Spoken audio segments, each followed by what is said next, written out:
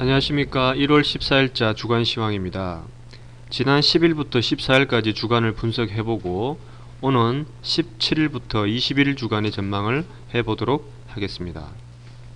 말씀드릴 순서는 2월 USD의 박스권 범위 거래 지속과 그러나 박스권 돌파 가능성도 있다는 내용과 두 번째, 유럽은 모퉁이를 돌았을까 하는 내용, 세 번째, 중국의 지속적인 통화 긴축이 위험투자 심리를 일시적으로 위축했다는 내용, 네 번째, 캐나다 중앙은행의 길고도 험난한 통화 긴축 소식 등으로 말씀드리겠습니다.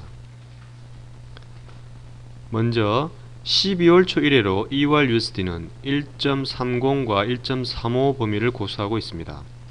최근 유로화가 다시 반등하며 1.3400선을 넘어섰던 상황도 오래가지는 않을 것으로 보입니다. 왜냐하면 독일 재무장관 쇼블의 금요일 언급을 주목할 필요가 있기 때문입니다. 그는 부채 위기에 대한 가장 실행 가능한 장기적 해법인 소위 유로본드에 대한 부정적인 독일 입장을 되풀이하는 발언을 하였습니다. 이러한 이유에 근거하여 우리는 2월 강세를 이용하자는 입장입니다.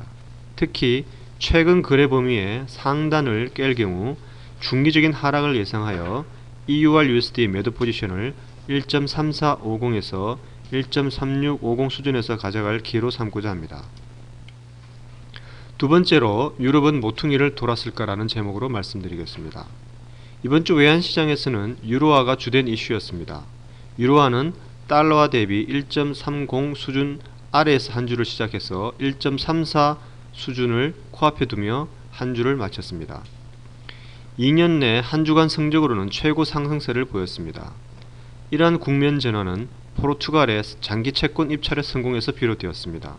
사실 포르투갈 10년물 국채 수익률은 지난주 고점에서 35bp 하락하여 구제금융에 대한 얘기가 쑥 들어가 버렸습니다.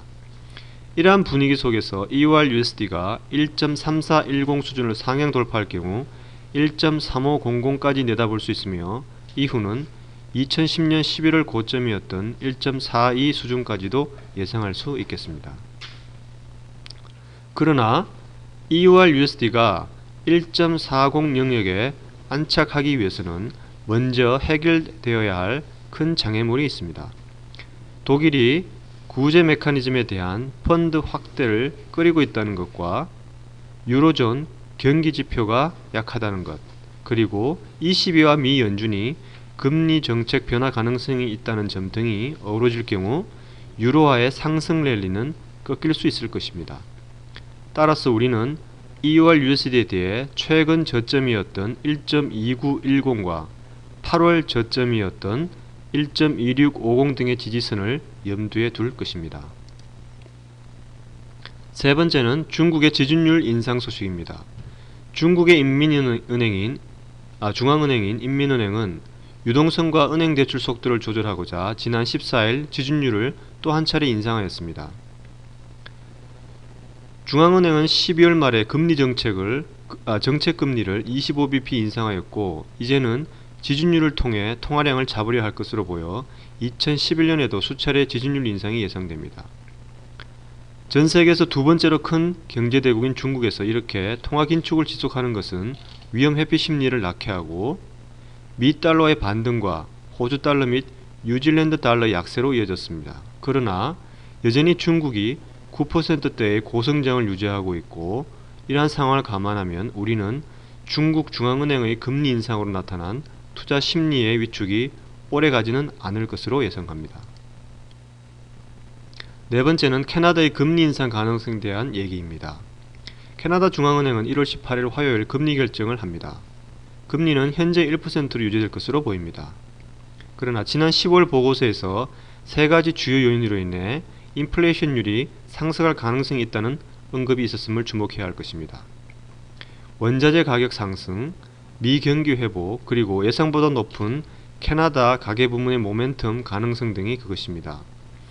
첫 번째 이유인 원자재 가격은 지난 11월 1일에 계속 상승하면서 이미 완전히 현실화되었습니다. 두 번째 이유인 미경기 회복 또한 이미 증명되고 있으며 캐나다 중앙은행은 미경기 호전에 따라 캐나다 수출의 긍정적인 증가를 주목하게 될 것입니다. 그러나 세 번째 요인인 캐나다 가계 부문의 강세는 아직 진전이 없으며 소득 대비 가계 부채 비율이 증가 일로에 있는 것이 인플레이션 위험을 축소시키고 조만간 금리 인상 가능성도 줄이고 있습니다. 따라서 중앙은행의 통화긴축은 여전히 먼 장래의 일일 것으로 보입니다. 그러나 중앙은행의 정책 방향은 비록 멀고 험한 길일지 모르지만 결국은 통화긴축의 길로 갈 것으로 보입니다. 마지막으로 다음 주 주요 경기 발표에 대해 말씀드리겠습니다. 18일 화요일에는 미국에서 11월 장기증권 순투자, 유로존에서 독일 GW 조사치, 영국에서 12월 소비자 가격지수, 캐나다에서 중앙은행 금리 발표가 있겠습니다. 19일 수요일에는 미국에서 12월 건축허가 건수, 영국에서 12월 실업수당 청구 변화, 캐나다에서 중앙은행 통화정책 보고서, 뉴질랜드에서 4분기 소비자 물가지수, 중국에서 4분기 GDP, 12월 소비자 물가지수 발표가 있겠습니다. 20일 목요일에는 미국에서 주간 실업수당 청구 건수, 12월 기준주택 판매, 1월 필라델피아 연준 제조업 지수, 뉴질랜드에서 11월 소매 판매 발표가 있겠습니다. 21일 금요일에는 유로존 독일에서 1월 IFO 지수, 영국에서 12월 소매 판매, 캐나다에서 11월 소매 판매 발표가 있겠습니다. 특히 화요일에 유로존 부채 위기에 대한 장기 해법 메커니즘을 논의할 유로존 재무장관 회의가 있는데 이것이 유로화에 영향을 미칠 것으로 보입니다. 수요일에는 미 동부시간 10시 30분 오전 캐나다 중앙은행에서 금리정책 보고서를 발표하고 이어 11시 15분에 기자회견을 갖는데 이것이 캐나다 달러화에 영향을 미칠 수 있을 것으로 보입니다.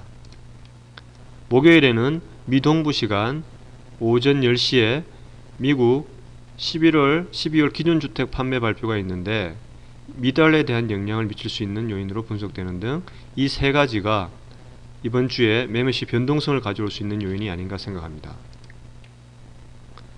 끝으로 궁금한 점이나 요청사항이 있으시면 언제라도 info121forex.com으로 메일을 주시면 성심성의껏 답변해 드리겠습니다.